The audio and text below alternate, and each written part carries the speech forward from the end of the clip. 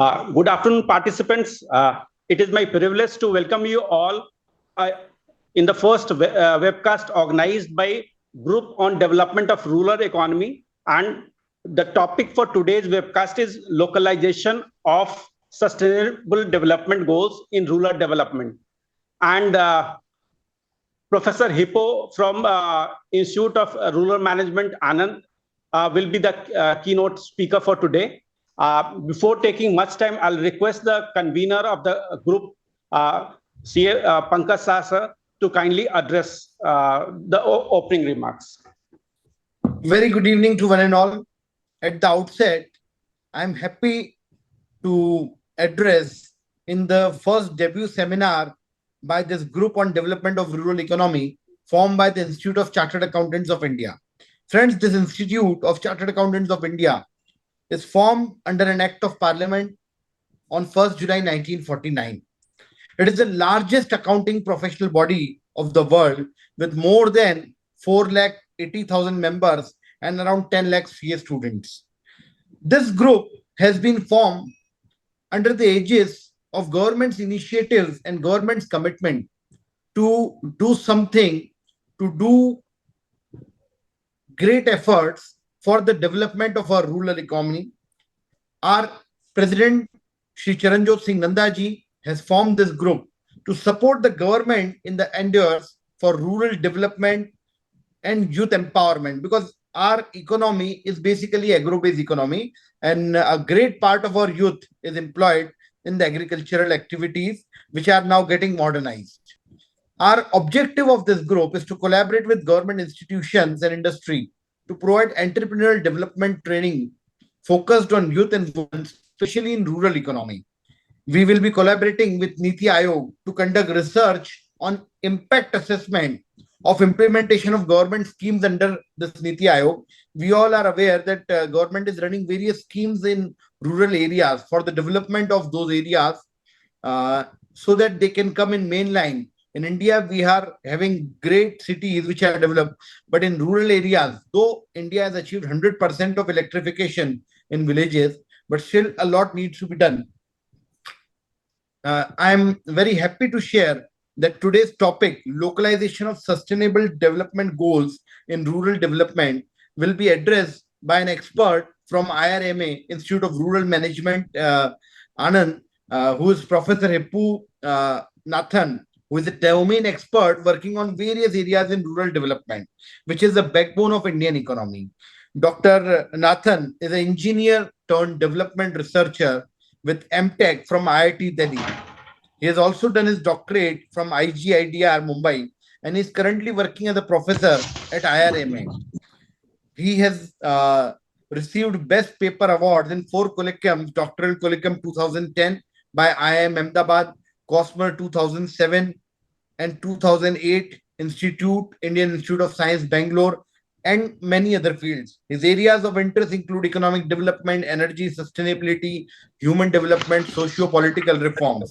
And friends, with such a learned faculty, I'll be happy that this session today on by the Group on Development of Rural Economy will start a new tangent for the professionals, as well as will prove landmark after the brainstorming. So, Dr. Nathan, we welcome you and request you for your address. Thank you very much. Thank you, CA Sri Prakasaji and all of your colleagues for joining this evening. So I will share my slide and then we can proceed with the presentation. Just I need a confirmation that your slides are visible so that I can proceed with the slide. Yes, it's visible now. So thank you again for this opportunity, and it is nice to know that it is debut presentation. So I'm the opening batsman, so that gives a great feeling. So this is also, it is a great thing to know about your association, you being the largest association, and something which has been, this association has been created with a good purpose. And this is something which also the group which is working on development of the rural economy is quite, we basically, when we were deliberating about the topic, we thought that localization of sustainable development goals is something which can be, we can discuss here, which can be relevant for the group, as well as also we would like to know this topic in slightly holistic way, so as to understand that how can be it can be applicable in local context, and also we will try to do a kind of a practical know-how of how exactly one can go about approaching this idea of sustainable development, which is so broad, so diverse, so multifaceted, so multidisciplinary, to basically in a local or a rural context, then how that can be applicable. With this, let's proceed with the idea that when we talk about sustainable development, so it is not that we are just talking about this now. If you look at the history of sustainable development, I mean, one can go back to 1972, that limits to growth idea put forward by the Club of Rome report, and then that basically for the first time sort of alerted the entire world that that there can be an environmental collapse. So basically, that group of researchers in that particular report told that by running several models, that the way the population is increasing, the way the consumption is increasing, and it is actually going to reach a limit after which there would be a collapse of the entire system, and that might take roughly 100 years. Technology might slow down the system, but it is inevitable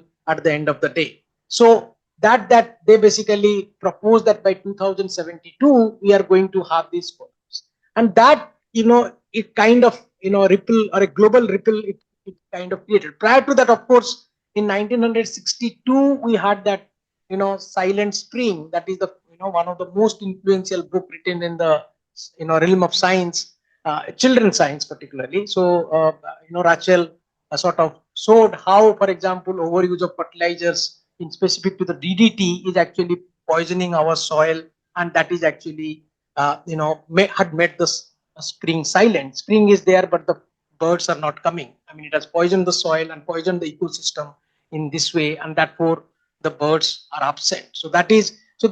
So if you see, 60s and 70s were the time the idea of sustainable development came about.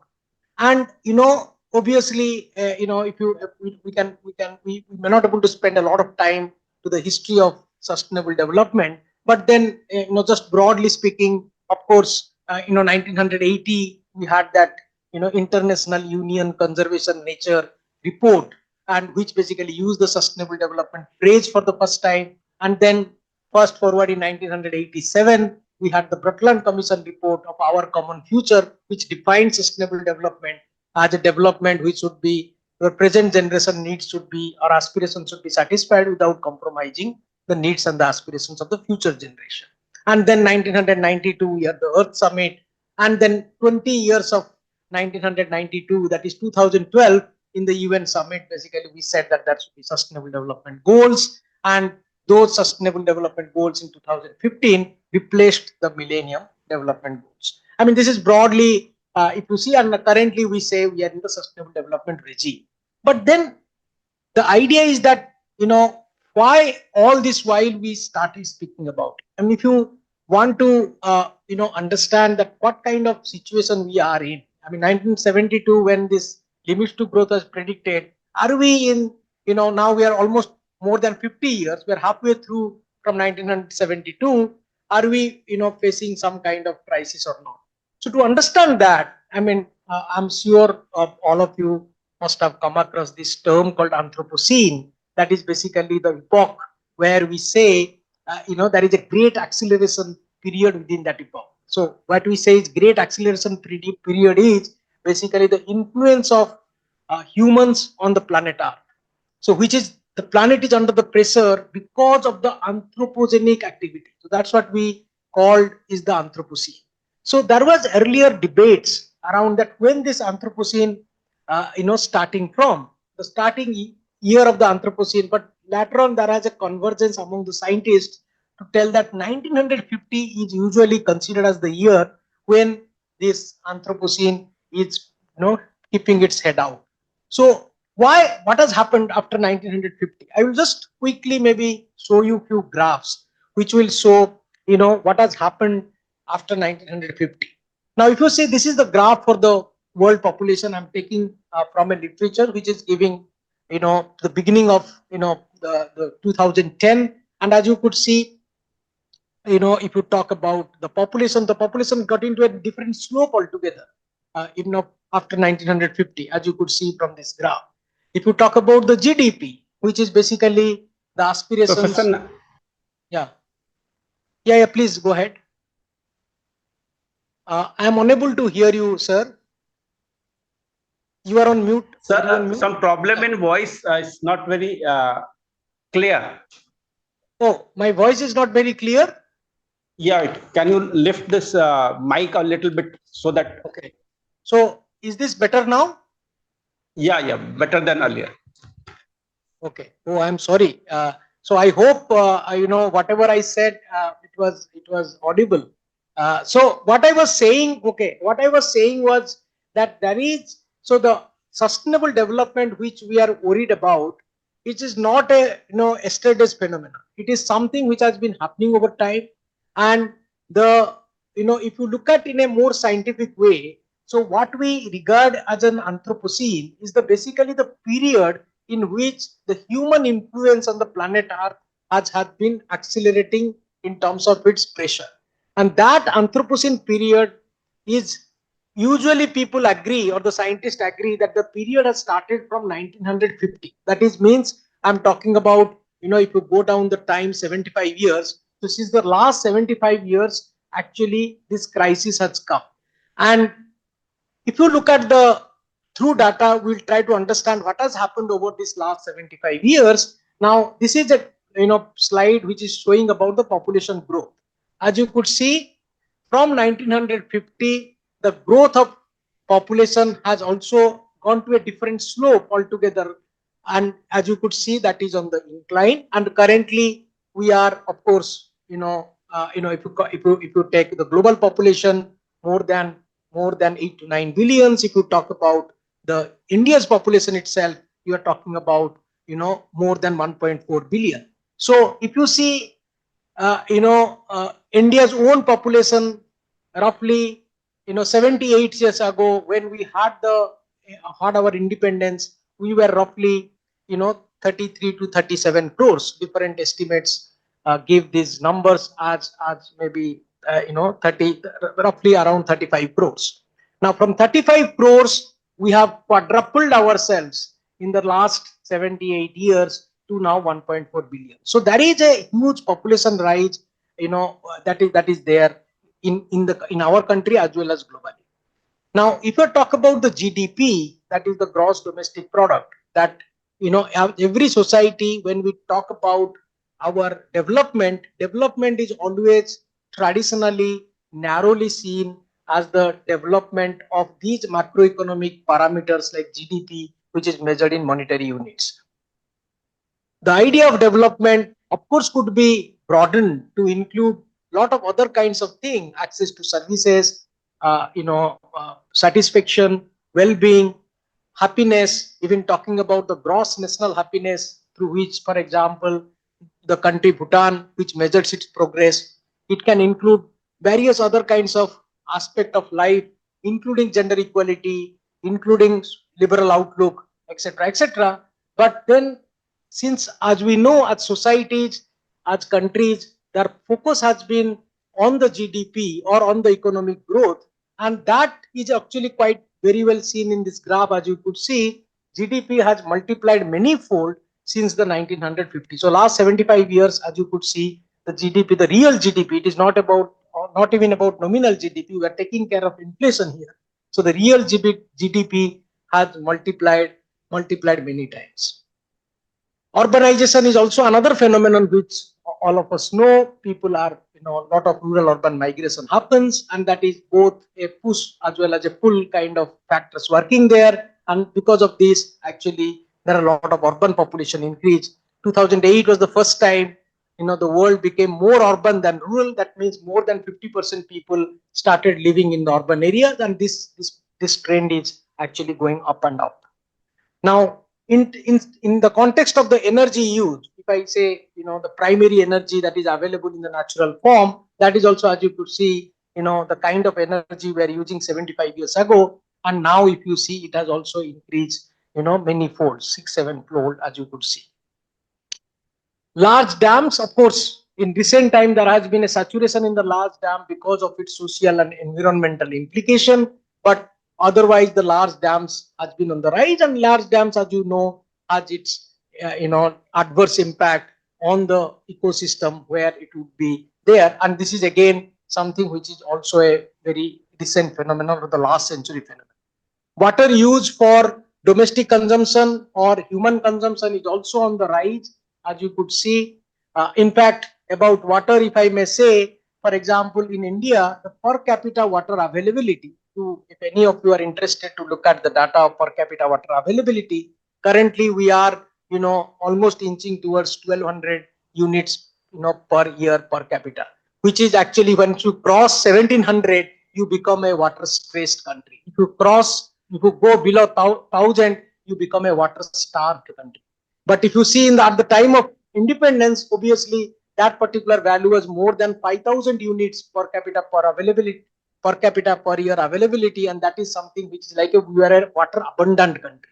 But then because of this high population rise and more demand in terms of the water, obviously the per capita availability, the denominator increasing fourfold, has actually reduced our per capita water availability to a water stressed level as of today.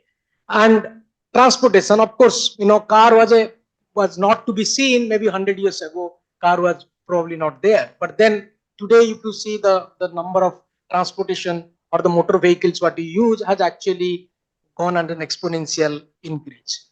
Telecommunication is a more recent phenomenon that is also on the increase. And then if you see, this is actually relating to the fertilizer consumption. As I was mentioning about the silent spring in my initial remark, I mean, in the developed economy, which has banned a lot of chemical fertilizers, including DDT, long ago, for example, there has been a slow decline. This is basically showing the fertilizer consumption worldwide among the developed economy, the BRICS countries and the others. I mean, all together, as you could see, but still it is on the rise in the rest part of the world, and which is showing a overall increase. I mean, if you see same wise similarly, for example, the earth, other, for example, the pollutants, what we experience. So you basically see the carbon dioxide again after 1950, all those increase has actually led to increase of carbon dioxide, increase of nitrous oxide. These kind of, whether it is methane, carbon dioxide, nitrous oxide, chlorofluorocarbons, these, as we all know, these are part of the GHG, greenhouse gases, and greenhouse gases have the global temperature, global warming potential, and for high global warming potential, and that is something which has led to the rise of temperature in the atmosphere. So this is about the methane, and this is about the stratospheric ozone depletion that is happening. That has happened also. That is, as you could see, that has happened in the last century, the second half of the last century. The temperature rise and the surface ocean acidification. I mean, this is again. I'm basically urging you to look at the slope of these graphs. Uh, yeah, am I audible? Am I audible, sir? Yeah, you are audible, but voice is a little bit slow. If you, Yeah. yeah, So okay. So okay. So is this better now? yeah, better. Okay, I will otherwise. So there is an AC running here, which is anyway off now because of the power. Just there is a power shutdown, but that's actually that's probably now the voice is better, because with the AC maybe that was the problem we are facing. Is it better now? Yeah, it's fine. Yeah. So with the ocean acidification, as you put on the rise, the marine fish capture, which is on the rise, and then forest loss, which has been happening all the while, which is all, the slope has, this is the only slope, as you could see, the slope has declined a bit after 1950. Otherwise, but because forest loss, as you could know, when people were also inhabiting, they are clearing the forest, making agricultural lands, and having their civilization. So this is also, as you could see, so this terrestrial biosphere degradation that happens with more and more mining, that is also, as you could see, with the more and more material use, energy use, there has been a lot of mining happening, and that has actually led to the terrestrial biosphere degradation. I mean, of course, as some of us might know that 2013 government of India, basically Ministry of Coal, came out with the idea that we have to go for self-sustaining ecosystem. I mean, in the sense we will only open up mines in those places where we can close the mines to have a self-sustaining ecosystem. I mean, we have to bring back, like in US also there has been recent policies. They say the place has to brought back to the state where which was the condition before the mining happened. So if you cannot bring that to the original state, better not open it. So the idea is that this terrestrial biosphere degradation also has happened. If you see, mining also has happened at many parts of the world, more excessively, and that has actually led to terrestrial biosphere degradation. So if you see, you know, all this has happened. I mean, the kind of consumption or the kind of GDP rise, etc., what we saw is because of our own idea of growth, which we basically put ourselves in, and then basically we say that this is what we always aspire to. I mean, as we know, all the policymakers, most of them, all the TV discussions, all the ideas, which basically people, even in when Parliament debates, elections are fought on the, or lost on the basis of whether the growth rate was enough or not. So this is something which has actually captured the imagination of public discourse, public at large, and also the ideas of the policymakers and the lawmakers. So this is something which actually when we talk about sustainable development, when you basically bring the concept of sustainable development to the fore, we have to look at the GDP, the idea of growth itself, in slightly more critical way, because we all understand, I mean, this is all basic, foundational economics. When we were exposed to system of national accounting, we will all acknowledge that GDP is something which treats both the goods and the bads equally. I mean, for example, there are examples where, for example, tobacco consumption will increase the GDP, even healthcare will also increase the GDP. Pollution will increase the GDP, even pollution abatement measures will also increase the GDP. So the idea is that this, so the even crime, for example, divorce, a society. I mean, you can compare. I mean, there are empirical studies around this. A society which is prone to more divorce will have a higher GDP because of lack of economy of scale, etc. So the idea is GDP is a average, is a total kind of indicator which also doesn't take care of the distribution. So the society can become increasingly unequal. I mean, when you talk about sustainability, we know that sustainability has this three dimension of economy, society, and environment. So when you talk about society, it is more about an equitable development. In fact, the International Union Conservation Nature Report, the 1980 report, which brought the phrase sustainable development as an international report, used it for the first time. That report has a beautiful diagram when which it basically said 40 Somalis, that is the population of Somalia, is equivalent to one Swiss, that is a person of Switzerland. So basically say that the consumption inequality is there, among the countries. This 1:40 now must have become much more, many fold. So the inequality is a society which is unequal can never become sustainable. So equity is subsumed within sustainability. So this is something which actually, when you look at the GDP, there is no indication of inequality. Of course, as we know, GDP also ignores the non-market activities, the volunteering activities, the activities which are home-based tasks, etc. And also GDP, when we have the computation of GDP, there is no column which is saying, how much natural resources is getting depleted. I mean, in the sense, the natural resources we extract, and that gets accounted in terms of our either produced capital or any human capital that is getting generated out of it. But this natural resources depletion, or how much natural resources we are left out with, that kind of accounting is not there. So, but at the same time, we also know that we are also having an improvement in our efficiency. So efficiency is, I mean, we have improvement in terms of our in terms of our development which is practically based on technological growth. So all this improvement in technology is also leading to what we call as the improvement of efficiency, or what we call as productivity.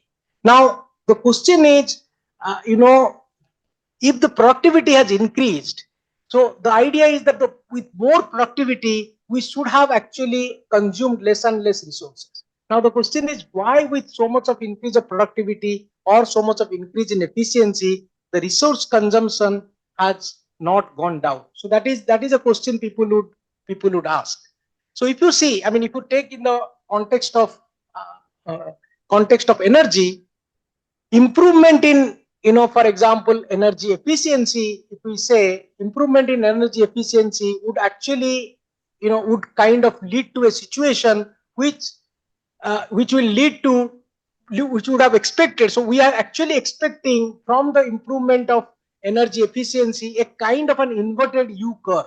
I mean, if I draw from your side, it will increase first and then it will decrease. The idea was that once we start using energy, we initially started using energy maybe for cooking our food or maybe lighting our homes, but then energy consumption avenues started actually increasing, right? We started using energy for variety of purposes, right? Like for example, nowadays even people use, energy for drying their hands, and uh, for going on a staircase there are escalators, for of course heating and cooling the space, so the space heating and space cooling. So energy is being used in multiple purposes. The idea was that consumption will increase first, but then gradually as the efficiency will increase, as we are speaking, for example, efficiency is on the rise. Every efficiency, like for example, the electricity what we use, I mean, the coal that is being mined, the coal that is getting transported to the power plants, the power plants which is producing from electricity from coal, the transmission line which is, sending that electricity back to our, directed to our homes, and even the devices which is using the electricity. Every step of this entire chain is actually, the efficiency is on the rise. I mean, whatever electricity illuminance we used to get from a 100-watt incandescent bulb, the same illuminance we are now getting maybe a 5 to 7-watt LED light.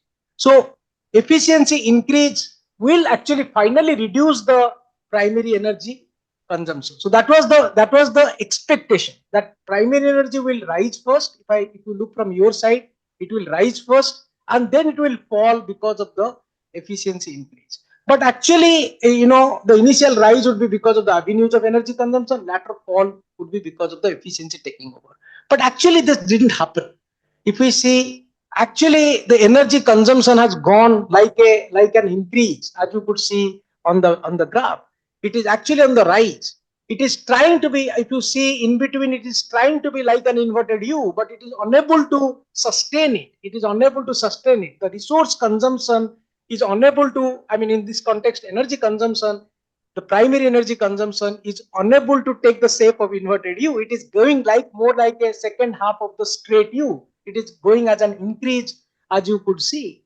So why this is happening? I mean, this is actually, if we understand this, we will understand the root of the problem of sustainability. And once we understand the root of the problem of sustainability, we'll probably able to apply it in the local context, in the idea of localized sustainable development goals. So we'll spend some time in terms of understanding why we are, in spite of the so much of increase in efficiency, we are unable to control our consumption. And this consumption, as you could see, I have also normalized it, you know, with the population. So this is gigajoules of per capita energy use per year.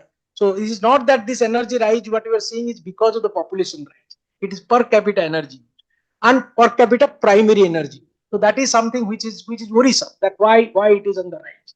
If you see, one of the central idea, I mean, of course, sustainability idea can have multiple roots, but one of the roots, if we tend to understand, is called the space ship route. So in this understanding of sustainability, it is like this. You assume that, let us assume that we are in the same spacecraft or the spaceship where, scientist Sunita Williams was a month ago, for example. So she was stuck, as all of us know, she was along with her colleagues, she was stuck in a spaceship for months. Now, suppose we are one of them stuck in a spaceship. Now, you imagine that how much resource we will use within a spaceship. I mean, whatever resource we might use, whether you are using a tissue paper, whether you are using water, whether, or for that matter, any resources you are using in a spaceship, our whole consciousness will always tell us at the back of our mind to use less, isn't it? I mean, if a half a tissue paper is sufficient, let's use half, because you will be always thinking about how much resource is left, and we will always go for what we call is minimization, right? But if you see, if we look at the entire universe, okay, I think just 2 days ago there was a news item that one Indian origin scientist from US was finding some trace of life in a some terrestrial body which is billion light years away, because the signal they are receiving that might have some element of life, showing that in the human knowledge in the entire universe there is hardly any life. Life is only on the earth, and earth is exactly like a spaceship moving in the universe, like a spaceship moving on the outer sky. So if that is the case, then instead of minimization, if you see in all our education system, including our own management education system which I am part of, there actually we teach our students about maximization. How do you maximize your revenue? How do you maximize your profit? How to increase your sales? How to have those kind of maximal ideas is something which is contrary to the common sense. Here a school child will probably see, or anybody probably will realize, that if you are in an earth system which is like a spaceship with limited resources, having the only life system in the entire universe, then obviously the approach should have been more minimization, not maximization. So that is the first. I mean, that of course there are many ideas of sustainability, but I thought this is probably one of the powerful ideas which basically tells us that there is something which is going wrong, and because of this approach, contrary to the what common sense approach, in a completely in reverse approach, we are actually on our, on the acceleration wheel, and the initial graphs that you saw is an acceleration of whether it is resource consumption or whether it is about pollution, is all because of that approach. And if you see, why this approach is there. So let's try to understand why this approach is there. Now, in this context, there are basically two reasons. And if you look at the literature, people will tell there are two reasons why this is happening. Now, one of the reasons is called rebound effect. So, what is a rebound effect? A rebound effect is something when you actually use any more efficient device or any more efficient system, we tend to use it more. The idea of rebound effect is that, like for example, if I was using television set which was less efficient, you remember in our, obviously, I believe all of us must have witnessed those cathode ray tube CRT monitor TV system, where it used to be, I know that now we have flat screen TV system. So flat screen TV system are much more efficient. People claim much more efficient. Quite true. This used to be inefficient. This is much more efficient. So is our monitor. Now the monitor where I'm speaking also, and all of you are looking at the monitor, these monitors are also more efficient than the CRT monitor which you used to use, isn't it? But then with the flat screen TV, along with efficiency, something else has increased. That is what is the rebound effect. That is means we have actually increased the size of the TV. Now, if you see, if you go to the household, you will find a large size TV. So when we tend to basically use a more efficient device, we tend to use it more. If I'm, for example, if somebody is driving a car with more efficient fuel consumption, he or she would tend to drive it more. If I am using a more efficient lighting system, I will tend to have more lighting fixtures. Or if somebody is using, for example, more efficient sound system, probably the person is making the living room like a home theater. I mean, the idea is that is what is basically it's called increase in efficiency is actually leading to increase of energy use. So that is one aspect of the problem, or one aspect of the explanation, that this is a behavioral issue in terms of we are basically falling prey to the rebound effect. But the literature would also say this is a minor impact. This is not the one which is contributing the most to the overuse or the overconsumption what we saw. The major reason for higher consumption actually comes from what we call as Lauderdale paradox. So what is Lauderdale paradox? So this is basically, if you just go back, take a step back and try to understand. So we basically we know that all of the consumption what we are currently having, most of it as a private consumption. We are possessing those goods and services and we are basically utilizing those. But if we take, you go several century ago, we will try to get that impression that most of the things must be available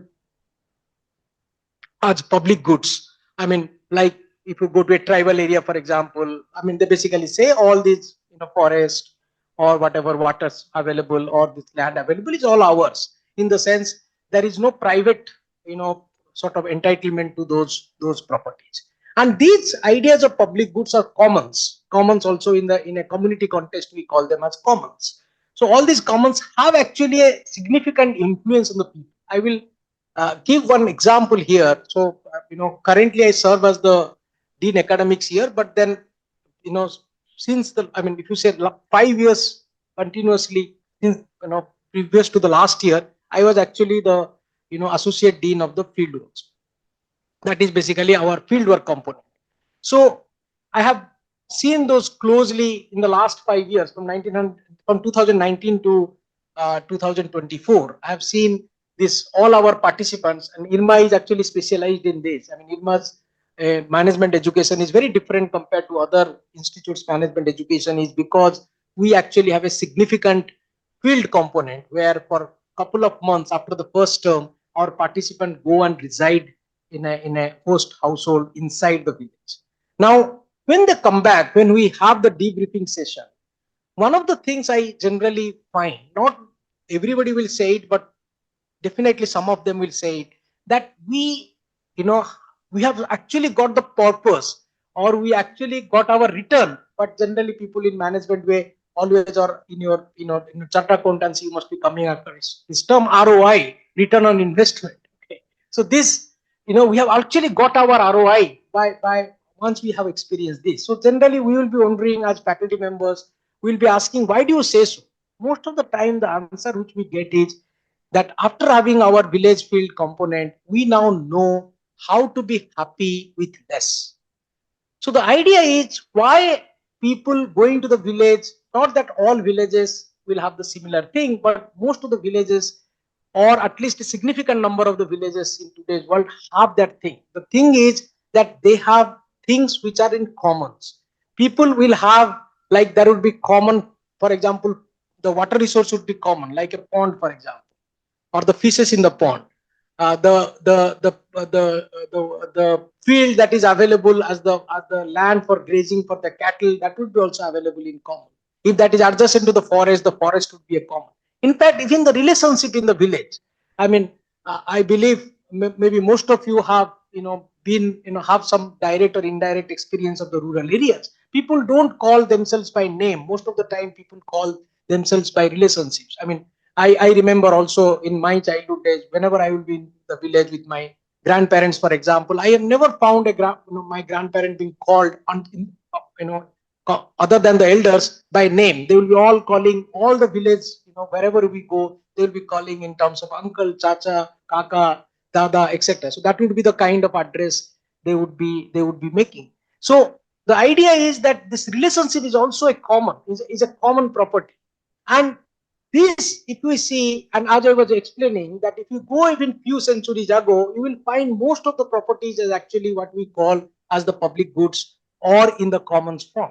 But gradually, with people amassing, the people among the community which would be slightly more privileged, slightly more cunning, and slightly more powerful, would be trying to encroach on this public property to call their own private. And then actually the system of economy emerged, where basically people who might be using the same or consuming the same free of cost, they have to now pay. They have to engage themselves into some specialized occupation. That is actually the whole economic system emerged, where there is a division of labor, and people will be specializing in that, and with that they will be getting their wage, and with giving that wage they will start consuming the same thing which they might like. For example, if you see salt used to be available as a public good free of cost. One's consumption will not affect the others, but then gradually, there is, I mean, the whole salt satyagraha that happens, the salt revolution that happened during independence, also the people basically resisted that. So the idea is, this is something which obviously happened, which might be also given a structure to the entire economy. I mean, where the division labor will happen, people will specialize, people will have their wage, and people will consume stuff. But at the same time, something else was happening parallel, and that is basically the improvement in the productivity of the system. I mean, improvement, that is a technological advancement, or improvement in efficiency, which we just spoke about in the context of energy. Like, for example, this shirt which I am wearing, that would have been, if manually made, might take maybe 4 days, or maybe 4 months. I don't know. I mean, maybe a long time. But maybe today, with all the technology and advanced processes available, the same shirt can be probably produced. 4,000 of it can be produced in 1 hour. So technology improvement is something which has happened on all field. I mean, I do remember when I was giving my master's presentation at IIT Delhi. That time there was no concept of PPT.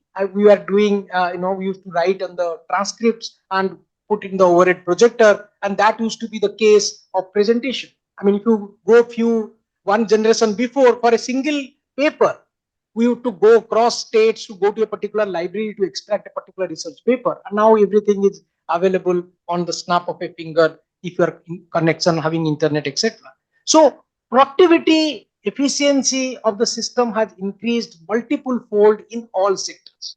And you all can very well guess, with increase in productivity, with more population at one end, with people working with high productivity and with advanced technologies which are very efficient, what will increase? That what will increase is basically the production. Okay.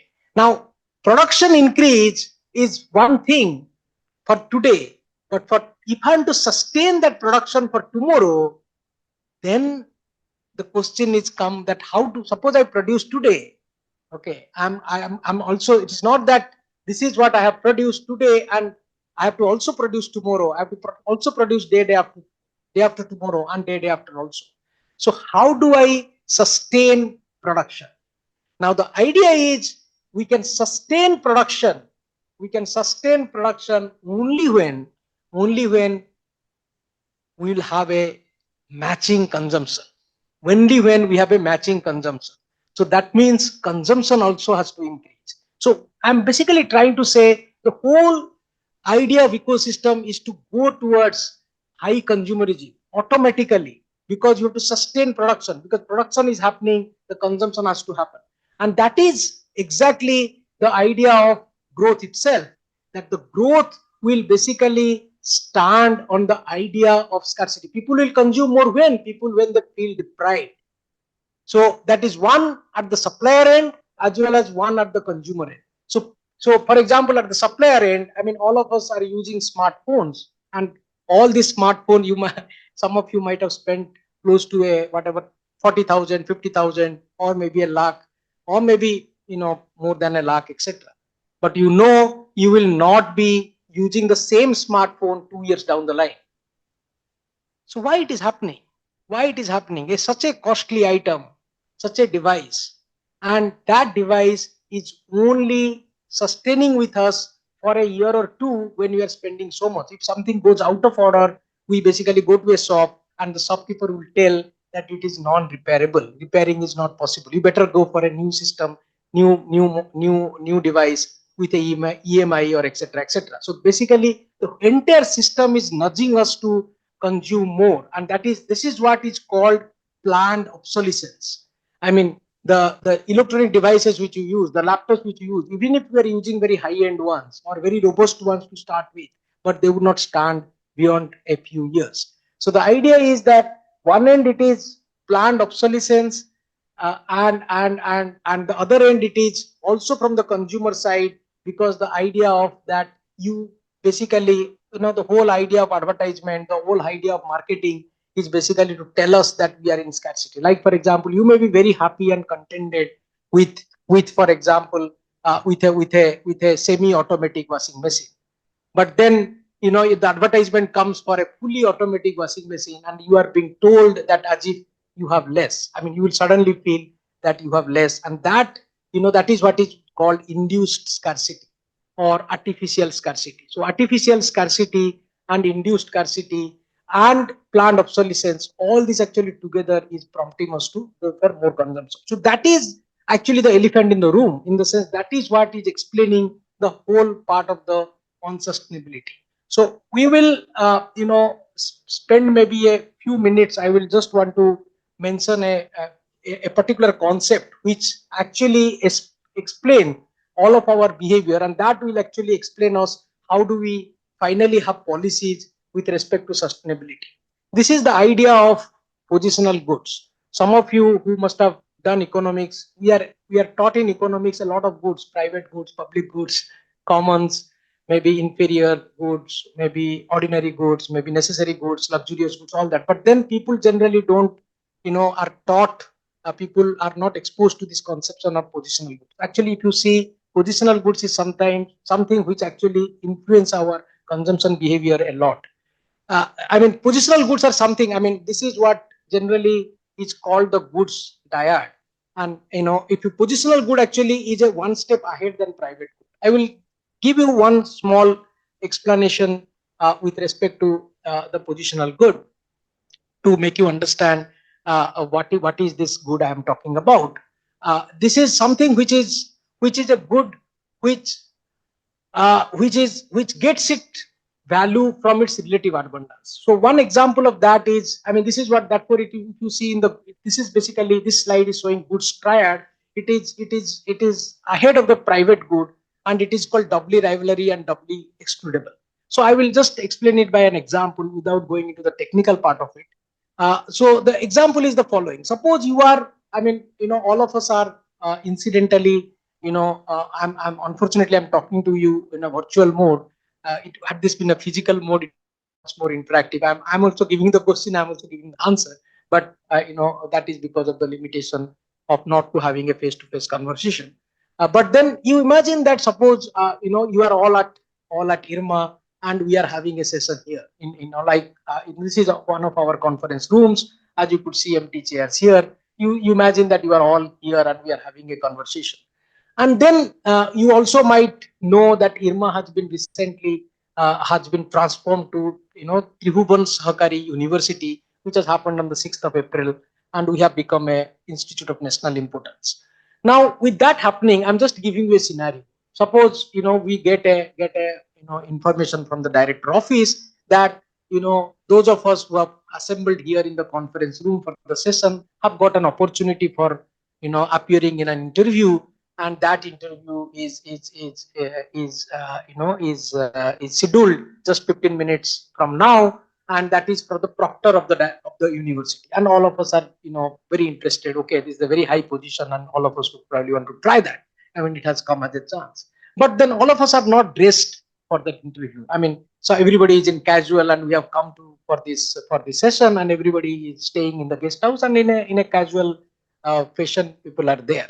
But then what happened, you imagine that in interview, as you see, people generally come with suit. Even in, I have seen in at IRMA also in the hot summer time also, when the students will appear their interview, all of them, 300 of them will be with their suit and blazer and whatnot. Now, what happened, suppose you assume that one of us has an access to suit before the interview. All of us probably don't have, but one of us have the access to suit. Then what happens is, you assume that suppose I have access to suit. So what I do is I get my suit because I stay very close by, I am local, so I get my suit. So because people wear suit to feel, look little smart and feel little more confident in terms of answering, so that actually I am with the suit where rest of you are not, for example, and we had some probability of cracking the interview, right? Based on our qualification, our experience, our knowledge, we had some probability. That is just one position. We are, suppose, whatever 40, 50 of us are here, and we had some probability of cracking the interview. But then when I had the suit, please understand this scenario. When I had the suit, before I had the suit, I probably, whatever probability I had with the suit, since I'm feeling more confident, my probability probably increased a bit. My own probability of cracking the interview increased a bit. And since this is just one position we are all fighting for, with my probability slightly increasing, it affected all others' probability, and that probably each of your probability decreased a bit. But you know, luck to all of you, and maybe unlucky for me, what happened? The organizer just came and said that the VC who was supposed to conduct the interview fell sick, and you please come back after a month at the same time to the same venue. Our interview will happen. Now, after a month, when all of us return to this conference room, you can imagine all of us would be all of us would be in the suit. Now, when all of us are in the suit and we are basically appearing the interview, you can also imagine that our probability of cracking the interview came to the original level when none of us had the suit. So, suit is an example of positional good, because a positional good gets its utility from relative abundance. It becomes universal, its value actually decreases. Now, this is if you just you can respond me in the chat box if I am able to see that. If you are given these two scenarios, or any of you are allowed to unmute yourself and speak, you can tell. If you are given this scenario, just to give one more example of how positional goods works in life, between, suppose you are getting a job, and between, for example, city A and city B, you in city A, everything else remaining the same with comparison to city B, one thing just changed, that you are going to be residing in a house which is a 4,000 square feet house, or a society having 4,000 square feet, but then all other societies in that city is a much higher square feet. That means this society is the poorest society compared to all other society in the city. Now, in the city B, if you are given you are actually will be given a 3,000 square feet house, or a society with 3,000 square feet house, you will be residing in that society. But that society is the most poor society in the city, because the rest of the societies in the city is having 2,000 square feet. Now the question would come, which city you would choose for yourself? Now, if I would like to really like to some of you to tell me, if you are given a situation like this, which everything else remaining constant, which city you would choose for your job opportunity if the employer is providing that opportunity between city A and city B?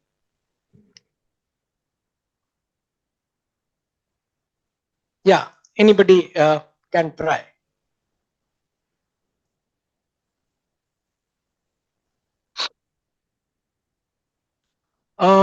I am unable to see the chat. Can you, any one person can say hi so that I can see that?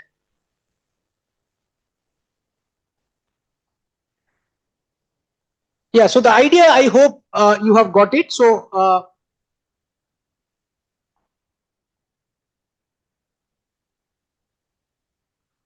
or do I need to tell it again?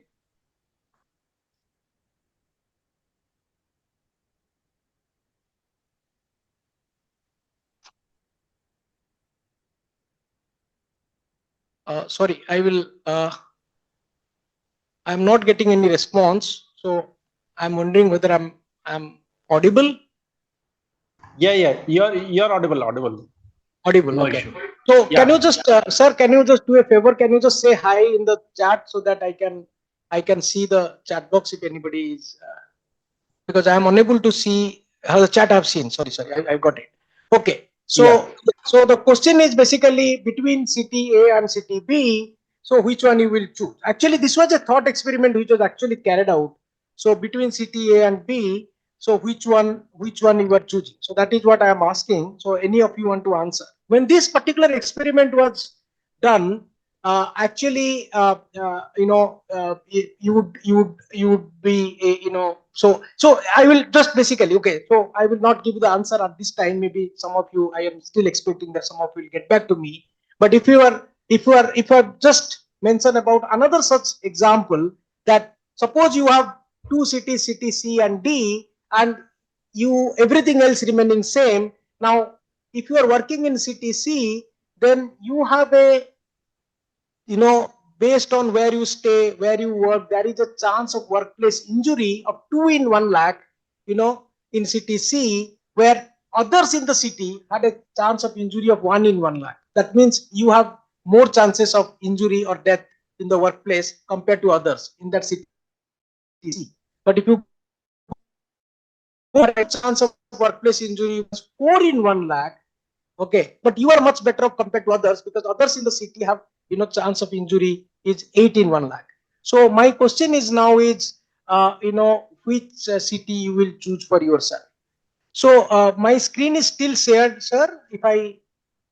Uh, if I ask you, so my screen is visible. Yeah, yeah. Yeah, so the first instance is you are given a housing space of 4,000 square feet, whereas others in the city have 6,000.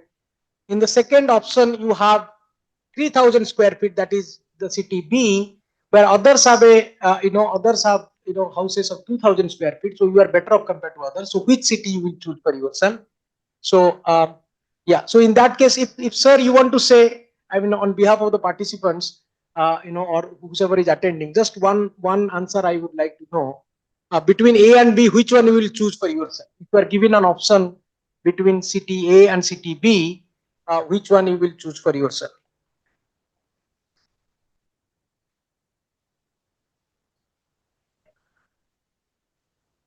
That means, so if you this particular experiment, yeah, sure, please go ahead. I think city B is. Exactly. So this experiment, quite right, sir. And between C and D, if you just volunteer that as well. So in city C, your chances of dying is 2 in 1 lakh. City D, of course, your chances of dying in 4 in 1 lakh, but you are better off compared to others there in city D, because others chances 8 in 1 lakh, and city C, Yes. others chances 1 in 1 lakh. So which one you will choose? City D. So your chance of dying in city C is 2 in 1 lakh. You are worse off compared to others in city C, but in city D, your chance is becoming much worse, 4 in 1 lakh, where others are becoming still worse, that is 8 in 1 lakh. So which city you will choose for between city C and D? I think C. C, yes. So that is what exactly so sir happened. So when this experiment was conducted, you know, though some people chose city A over B, but large majority of people actually chose city B over A. Okay, because and when it is between C and D, almost all 100% of them actually chose city C. Why it happened? It happened because housing space is positional. In housing space, we are comparing ourselves with others. But when it comes to safety and security, it is non-positional. In safety and security case, we are actually seeing how we ourselves are, whether you are, whether we are, becoming better by ourselves. So we are comparing with our own situation.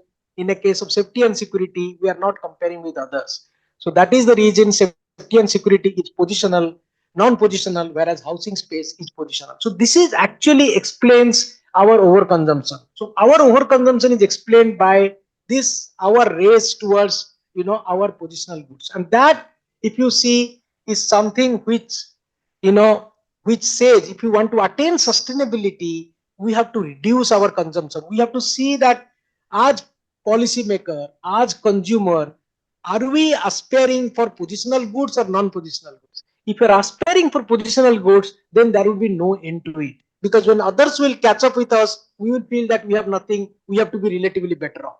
I mean, we'll always be in that race, and what people tell about rat race, we'll be always in that trap, which actually, Hearst in 1976, when he wrote the book Social Limits to Growth, he basically said that this is the social congestion people will have.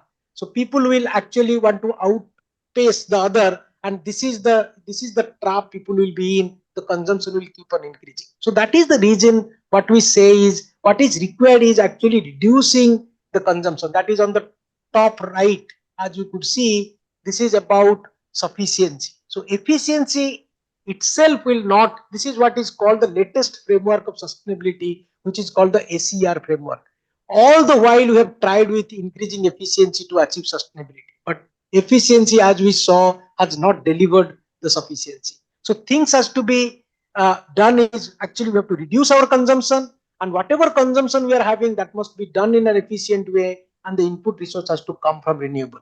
So it is the ACR framework which is going to probably work out on the sustainability. And if you see the sustainable development goals, I mean, we, of course, the SDGs, as we know, is something which replaced the MDGs, as I said in the beginning, and it became more broad based. It became it was a situation where we can say, because if you see if the Millennium Development Goals were only 8 in number, SDGs were 17 in number. They were having 169 targets and 241 indicators, and there were indicators even which are non-anthropocentric, like for example the goal number 15 and the goal number 14. If you see life below water, life on land, it is talking about other species not related to humans, even if their existence has nothing to do with humans, but it is talking about sustainability of those species. Similarly, there were a lot, this became much broad based. Like I work in the energy sector. In the Millennium Development Goal, there was no goal relating to the energy. But here you have a dedicated goal, goal number 7.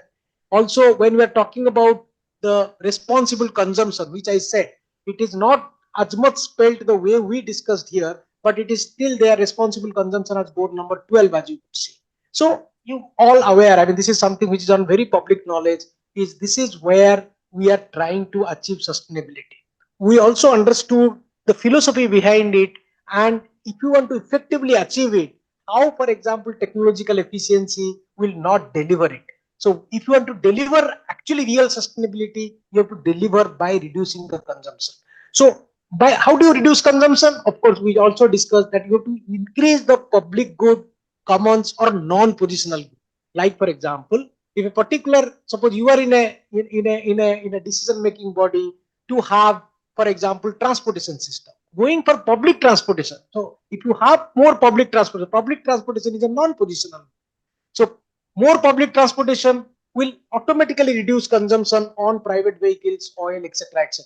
And that will basically lead to more non-positional good, and that will lead to more well-being and happiness. What I was initially saying about our participants when they report back of staying in the villages, because villages have more public goods or more commons. Same goes with the public education system, etc., etc. Once you have, you know, like for example, US is an example of both kind. If you see, many of our friends, for example, who have gone to US, they have never come back. They used to say our child is getting one of the best schooling system free of cost, because their elementary education is used, given as a public good. That is basically of low cost but high quality. But if you see US transportation, you will find that US public transportation is not very strong because of the automobile and the oil lobby they have. So they have not developed the public transportation, for example, as many of the European countries have done. So when we are deciding between the aspect of sustainable development, we must understand this aspect of development itself, because development is not one where the poor have cars or poor use cars. A developed society is rather the one where the rich use public transport. I mean, I remember when I was doing my postdoc at the London School of Economics, I was having, at one of the, restaurant or having food, I was asking for where do I get my water, because that, the hotel person didn't serve me water. He said, you could easily guess, you can drink it from the tap. The idea is, so in the same way, you can argue a developed society is not the one where the poor is using distillery water. A developed society is the one where the rich can drink from the public tap. So the idea is we need to develop when you talk about the rural development, the idea is to create those public goods, create those commons, and that would actually lead to sustainability, because that would lead to reduced consumption, and reduced consumption will automatically make the air breathable and the pollution reducing and the natural resource using sustainably. And this is exactly is the point where, when India approached these sustainable development goals and to localize it in the context of various ecosystem like villages, basically, as you know, Niti Aayog, I mean, some of you can go and see, for example, Niti Aayog created this SDG index dashboard, and this dashboard is something which can be used in the localized context. And then, of course, we have the idea of, you know, as you all might know, out of the 17 goals, you know, our MOPR, that is Ministry of Panchayat Raj, has curated 9 themes. So 9 themes which can be applicable in the context of Indian villages. And this is, I mean, this has come after a lot of deliberation, of course. And these are the 9 themes which are which is on your screen. As you can see, it is about poverty-free village, healthy village, child-friendly village, water-sufficient village, clean and green village, village with self-sufficient infrastructure, socially secure village, village with good governance, and women-friendly village. So these are basically the 9 themes around which, if you talk about localization of sustainable development goal in the context of India, we cannot discuss, without mentioning these themes. So what is happening in Indian context today is that we are trying to basically, for every gram panchayat, we are finding the most suitable or the most prioritized themes which the gram panchayat can take care. So that, how do you then arrive at a theme? Obviously, you basically, this is what we teach in the PRA also, when you talk about, a participatory rural appraisal, that whenever you are, given up to choose one out of many alternatives. So one of the ways of doing it to have an inclusive decision making process. So what in villages are typically people do is apply this matrix ranking method of what we call as the participatory rural appraisal to arrive at which theme has to be given importance. So this is a 9 by 9 matrix on your screen, but this is in a different context. I'm not showing you in the context of the theme. So what this is in the context of where, for example, farmers are deciding which is my major problem. So they have identified 9 problems. As you could see, you can count the number of rows. There are 9 rows, mentioning each row, mentioning first column of each row, mentioning the problem they are facing. And they want to identify which problem has to be prioritized. So they have kept the problem on the column also. And there, this is a tool where we basically try to find out which of the two is important. So every cell, like for example, I am in the cell this, where I'm trying to check whether lack of seeds is important or lack of tools is important. And then I'm saying the lack of tools is a more important problem. The farmers themselves are saying. Similarly, the stakeholders in the village, when they decide on the themes, they will keep all the themes on the column, all the themes on the rows, and they will, for the this is a square matrix, as you can make out. The diagonal and the, lower triangle of the matrix will be shaded. Nothing need to be filled here. Only the upper triangle of the matrix need to be filled, where you basically say between the two problems, you are making a pairwise comparison. You are writing the problem which is more important. Similarly, for the themes, you can have theme 1 to theme 9, and here also theme 1 to theme 9, and you basically fill this matrix together collectively, basically decide that which theme between the two themes, which one is more important. And once we fill this matrix, we basically make a count of the theme which need to be given the highest priority. Like in this case, when farmers are discussing about, the kinds of problem they are facing in agriculture, they are finding, for example, they are all these are their problems. As an external, we would not know what is the problem. We might have found that road is the main problem, because we found difficulty reaching to the village on that road. But as you saw, when farmers discussed among themselves, road actually got zero number of mention. That means road didn't figure out at a problem at all. Whereas canal actually have got the highest rank, as you could see, it got mentioned most of the time. So that means lack of water availability for irrigation is the major problem. So like that, actually they arrive at, among the 9 themes, which theme the Gram Panchayat should take up as their theme to go about. So this is the first level of theme selection. That is what I'm saying, choosing a suitable theme. After you choose a suitable theme, you need to map the theme with the policy. That is already, the government has already done for us. Niti Aayog has done for us. So if you go to the Niti Aayog document, I mean, this is something which is mapped already. Suppose you are going for, so all the SDG goals are actually mapped with the policies which are related. So therefore, depending upon the theme, so you get a, in this figure, for example, healthy village is SDG 2 and 3. So there is a mapping between the SDG and the village is happening here. So, sorry, theme and the SDG goals is happening here.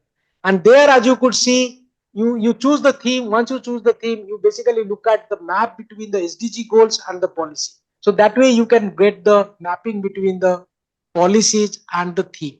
So once that is done, so basically in likewise you do you that there are Niti Aayog basically have. I'm just going through this slide little fast because these documents are already there in the Niti Aayog website.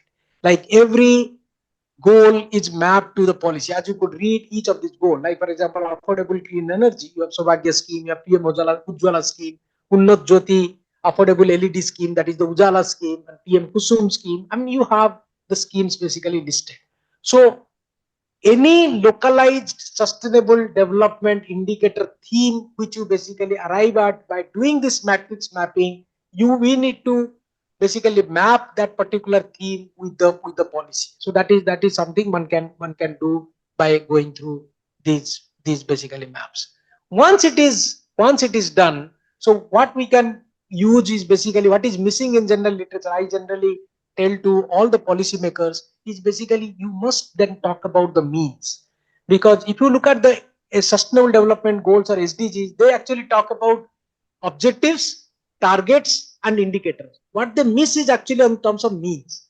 So that is what we, in one of our earlier work, we also specified something called OMTI, OMT framework. That is objective, means, targets, and indicators. So now you have to think of, like, suppose you want to achieve a particular, like for example, you say women friendly village or a child friendly village or a water sufficient village. How do you achieve a water sufficient village?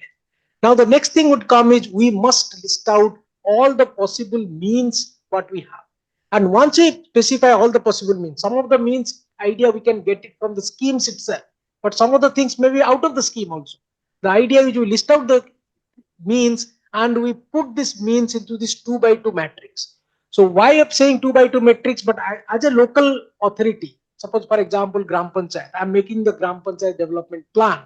So certain things will be in my control. So if that particular means which is in my control, that means my control is high. So I have to put it in the 2 by 2 matrix. Control high, control high but impact low, control low but impact high, and control low, impact low. If I do this, then what will happen is those which are control high and impact high, those will be my lowest hanging fruit. That would be something which I must take. And then I must focus on these two cells. Those which are having impact low, I will try to find out, can I tweak something? Can I revisit that particular mean to have a higher impact? Or it is not possible. If it's not possible, we abandon it. If it, because it has a high control, I can change. So if I can, what kind of change I can have so that the impact can be made higher, so that this cell actually can move towards left.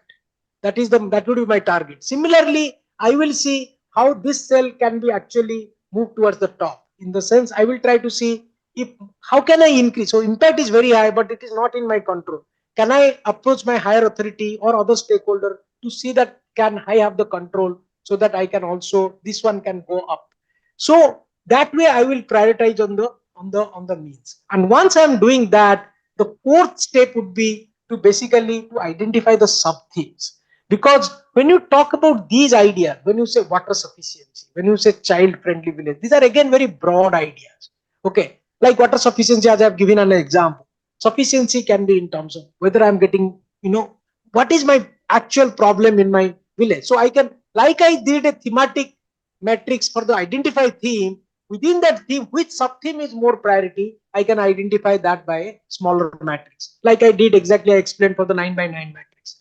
Whether it is about supply, whether it is about conservation, whether it is about purification, whether it is about water connection. So that is something which I need to figure out is what theme is exactly important. And once I have that, I am basically almost done in a way, because already Ministry of Panchayati Raj actually have collated all kinds of indicators. In fact, if you see, this is a list of, under all the 9 themes, these are basically the list of close to 600 indicators which they have already listed. And this is called, earlier used to be called Panchayat Development Indicators. Now it is called, I think, Panchayat advancement indicator or so. So it's called PAI. You can look at in the website. It is called PAI, and this is something which is there. Of course, there are too many. In when one of our secretaries from MOPR visited IRMA, I only sort of apprised him that indicators should not be that many. Indicators should be slightly less. In the sense, indicators by definition has to indicate something, in the sense they have to be small set of information giving a large set of inferences. There should not be too many. Like for example, if I say health, my own health or anybody's health for that matter, why we say blood pressure and temperature, body temperature is a very good indicator, because there are small information without going into the millions of parameters within the metabolic system of the health.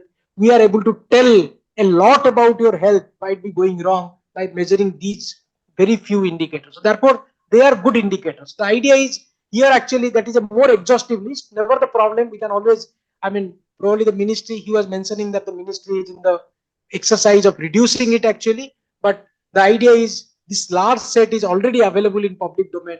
Once we devise our theme, once we devise our means, once we devise our sub theme, we must go down to check what are the indicators, because the village panchayats have started actually calculating those indicators, finding values of those indicators of different panchayats. So these are also becoming increasingly becoming publicly available or maybe available on demand. So once you have it, now the next question is obviously you might want to make an agree. So there is always two options with us. We either keep it as a set of indicators or we aggregate as an index. So when we aggregate as an index, there are certain choices we have to make. We have to go for what should be my weights of the different indicator. Am I going to give equal weights to all indicators? How do I want to go to aggregate? Am I going to do a linear average method or arithmetic mean, or I want to go for a geometric mean? Those complexities will come, but there are always logics for what kind of method we will use. That's where sometimes experts are involved to basically analyze the indicators and to propose. As you might know, Human Development Index, HDI, has in 2010, they started in 1990. They were using the linear average method. In 2010, they moved from linear average method to geometric mean, for the purpose that a linear average method, a low score can be compensated by a high score. But in the geometric mean, it doesn't happen that straightforward. That is what is called the perfect substitutability or direct compensability doesn't happen in a geometric mean, because as you know, in geometric mean, one of the score goes zero, irrespective of whatever the score the other may be, the result will be zero. So therefore, geometric mean will take into account of the inequality that will not be accounted in an arithmetic mean. So if you are going for an aggregated index, there are even alternative methods. In fact, in one of our work, we have proposed a method which is axiomatically superior than geometric mean. It's called displaced idea. The idea is that there are several, once you from a set of indicators, when you go for aggregated index as policymaker or the people, the different domains you have been working, you might also get tempted towards that, because once you aggregate, it looks nice, it is a small number and you can always make comparison. But please remember, when you aggregate, we are sometimes aggregating very different things. So to aggregate different things are to be normalized. Things are to be normalized means one of the normalization method is max mean normalization, so that it becomes unitless, so that we can aggregate. One unit can be years, another unit can be rupees. How do you aggregate years with rupees? We can't aggregate until unless we normalize it. So normalization and the method of normalization, and then what can be the weights. So whether there should be given equal weight or they should be given unequal weight, and what is the aggregation method? Are we going for a linear average or that? And that actually would basically lead to your final index if you are going to conceptualize an index for localized sustainability assessment of a rural setup. I will stop here, and if there is any question, I'm happy to take.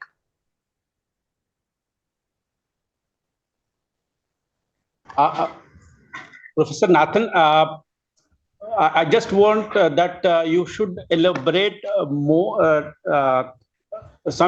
give some more time on the rural aspect, that how this sustainability goal can be implemented in the rural areas, or for the development of the rural areas, what more can be done. Like we are having a group on development for rural economy. So what are the key areas that we should focus upon? Because definitely we are keen to work on those areas. So we just want you to highlight those areas which can create some impact.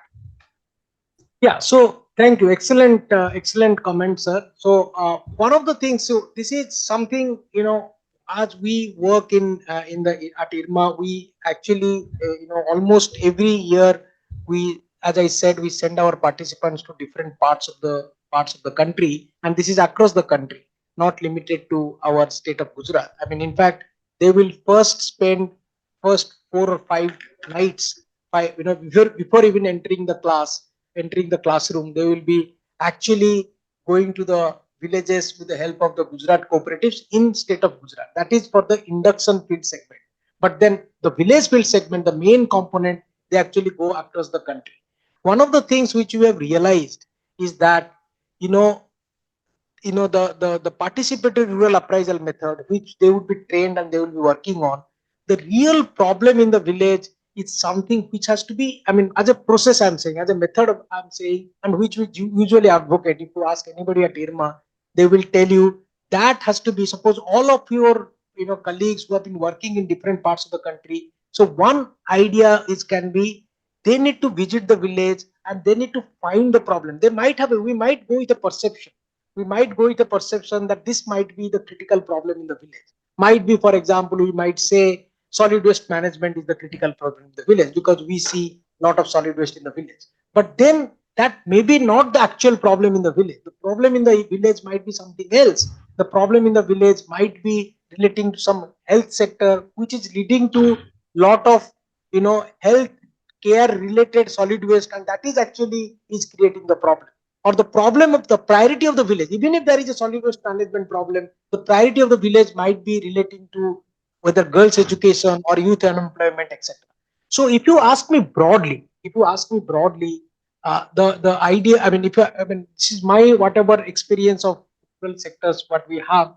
If you ask me broadly, I will, the area where I work, I will give you few examples in terms of the problem which in terms of policy when we make and go to the rural areas what we face. One is, of course, the idea of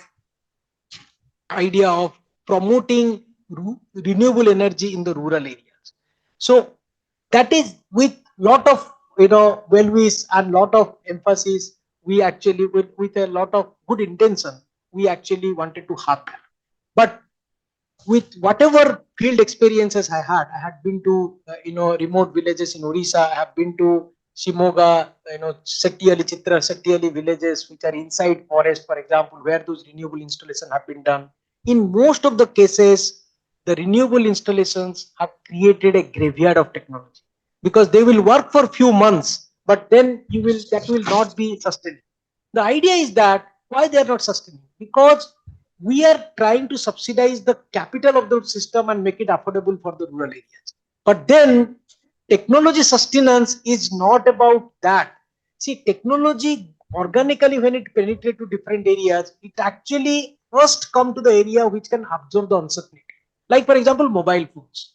See, honestly speaking, telecommunication access was also a problem in the rural areas. So why don't then we promoted those handsets, the nice handsets what we use today in the rural areas to start with by subsidizing those costs?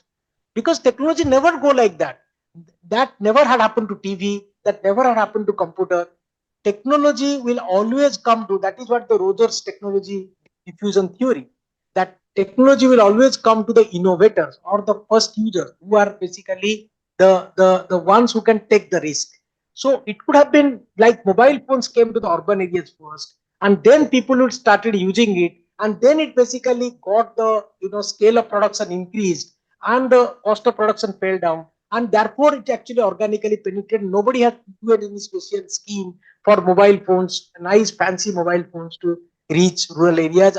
But in the solar, actually, we did the exactly the reverse. If you ask a urbanite why you are not using solar, he will say it is very costly. So are you waiting till the ruralite will use so much that it will become cheap enough for you to use? That is not. That is actually contrary to common sense, right?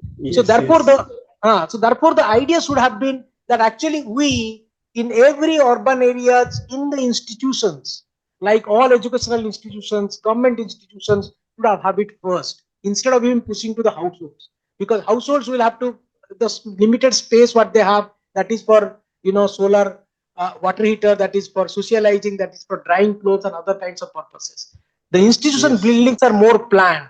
So our emphasis on renewable would have started with the urban areas where people could take care, where there is a phase if something goes wrong. I have seen n number of villages where this renewable installation are done, but then they go back to darkness within few months of their installation.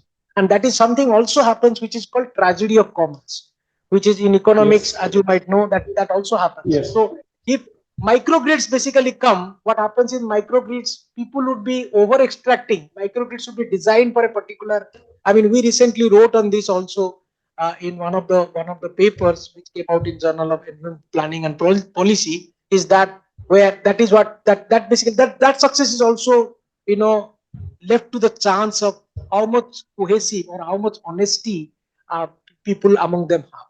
So if you would like to know what kind of system we should try for in the rural area. So one of the things which we try, what we learned at IRMA as well as looking at the villages in Gujarat, is a system which is built around cooperatives.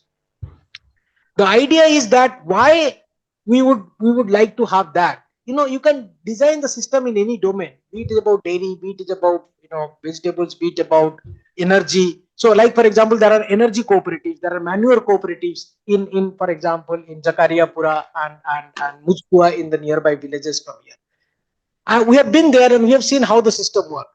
There the idea is that you basically the idea of cooperative is becoming successful is because of the reason that one is there is a idea of trust which is built, and that trust is built through technology. Like for example, the whole white revolution, if you take away the machine which is measuring the fat and giving you the quality and quantity and promising you that your money would be deposited 10 days time, if that machine is removed of the system, the trust will collapse and the whole system will collapse. So this idea of trust is not built, because we can't say the village in Gujarat are more trustworthy than village in Bengal or village in Kerala. That is not the case. The technology is actually bringing that trust. So we need to devise system, because the cooperative system, the idea is why that is expected to succeed. I mean, which is we becoming an university is also in the same attempt in the Yeah. same direction from the Ministry of Cooperation, is the idea that that will actually not exploit people, because cooperatives are dual purpose organizations, which are organizations which have that economic. When you talk about the group for rural economy, that the economic development would be there, but their members welfare also would be there. So it is a dual purpose organization. So where therefore Amul would always say we have value for many and value for money. So when they say value for money, it is about whatever price they would be selling, that is also a collective decision. They don't want to exploit the customer. The customer who is buying a milk packet or an ice cream or a buttermilk from Amul knows that if I'm spending 10 rupees, I'm getting a enough worth. That is value for many. And what is value for money? Sorry, value for money that I'm getting. What is value for many in that? Value for many in that is whatever revenue that is being generated from that, that is going back to farmers. So that is what Amul claims, for example, 85% or more than 80% actually goes to the farmer. So the idea is if you build systems around this idea of cooperative in the village, is something which is probably like to succeed. Yeah, these are Yeah. my, I mean, this is the way to go Yeah. about talk about Yeah. any particular system. Yeah, that actually should be found out from the villagers Uh, themselves. we can discuss in detail in further sessions as well. Secondly, convergence of schemes also is one of the idea that has been coming, that can also be worked upon, because there are parallel schemes that has been several times working on the same set of people. So instead of 10, 15, 20 schemes working on the same set of people, it should be a convergence of a scheme which can impact a little bit. Yeah. So not only convergence. So convergence is a very nice word that is being used in the ministry as well. I mean, when there is an attempt to make, in fact, even once Ministry of Panchayat Raj was also talking to IRMA to work on some of the convergence ideas. So because convergence as well as seeing the complementarity between the thing. Like for example, lot of our Swachh Bharat scheme is not being operational, though on paper this is OD free. It is not happening OD free. Is because of the lack of water. Okay, so the toilets are built, but the water to flush those toilets is not available. So if there is no convergence between the supply of water scheme and the Swachh Bharat scheme, then obviously that is not going to produce the result. So that is there. So that is something which the ministry also has been working towards that. In fact, there are actually now I think the National Information Center and as well as the ISRO are actually liaising with the ministry to basically create those sort of softwares to basically handle all these innumerable schemes as you rightly pointed out.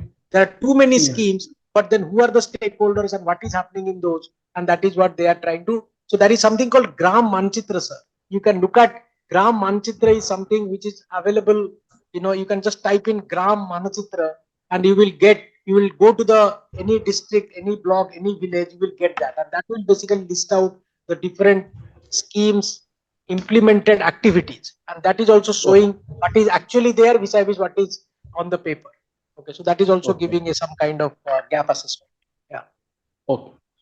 Thank you, Professor. It's nice interacting with you. In fact, you have covered the whole lot of new things. Apart from this, new ideas also that is instigated us, and definitely a lot of people had benefited from this webcast.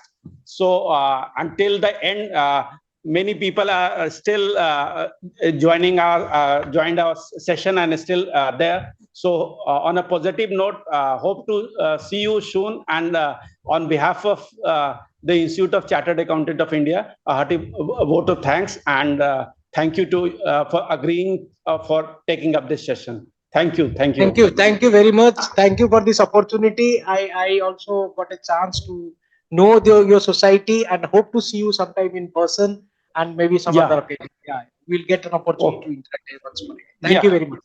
Thank you all. Thank you. Thank you.